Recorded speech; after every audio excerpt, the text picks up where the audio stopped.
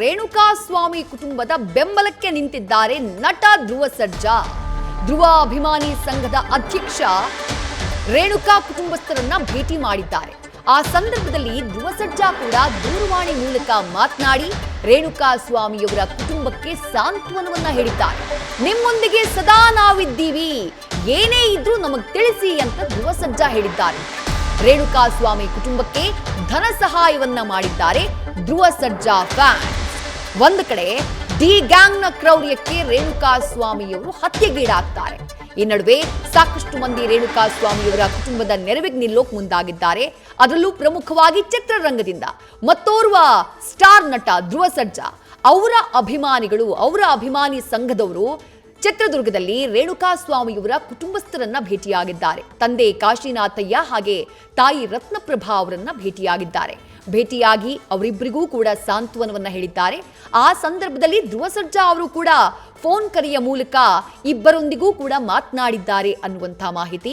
ನಿಮ್ಮ ಜೊತೆ ನಾವಿದ್ದೀವಿ, ನೀವು ಧೈರ್ಯವಾಗಿಡಬೇಡಿ, ಏನೇ ಸಹಾಯ ಬೇಕಿದ್ರು ಕೇಳಿ, ನಾವು ಸಹಾಯ ಮಾಡ್ತೀವಿ ಅಂತ ಹೇಳಿ ನಟ ಧ್ರುವ ಸರ್ಜಾ ಹೇಳಿದ್ದಾರಂತೆ. ಈ ಸಂದರ್ಭದಲ್ಲಿ ಖುಷಿಯನ್ನ ವ್ಯಕ್ತಪಡಿಸಿದ್ದಾರೆ ಕಾಶಿನಾಥಯ್ಯ ಅವರು. ಅವ್ರಿಗೊಂದಿಷ್ಟು ಸಮಾಧಾನ ಆಗಿದೆ, ಯಾಕಂದ್ರೆ ಇಡೀ ಕುಟುಂಬ ಕಂಗಾಲಾಗಿದೆ.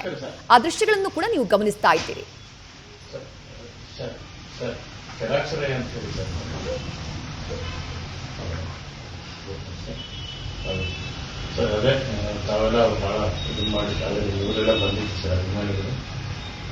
ಅವರು ಹೊಟ್ಟೆಯಲ್ಲಿ ಮಗು ಇದ್ದಾಗ ಚಿರೋಣ ತಿರೋಗಿದ್ದು, ಅವ್ರಿಗೆ ಆ ನೋವು ಗೊತ್ತು, ಸಂತ ಅವ್ರಿಗೆ ಗೊತ್ತು.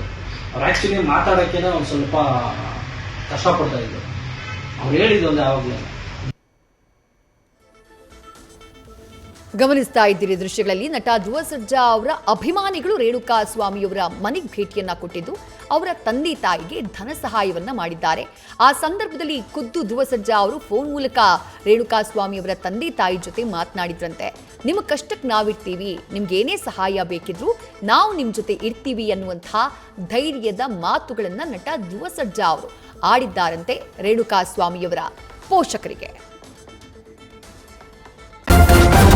ನ್ಯೂಸ್ ಫಸ್ಟ್ ನಿರ್ಭೀತಿಯಿಂದ ನಿಮ್ಮ ಪರವಾಗಿ.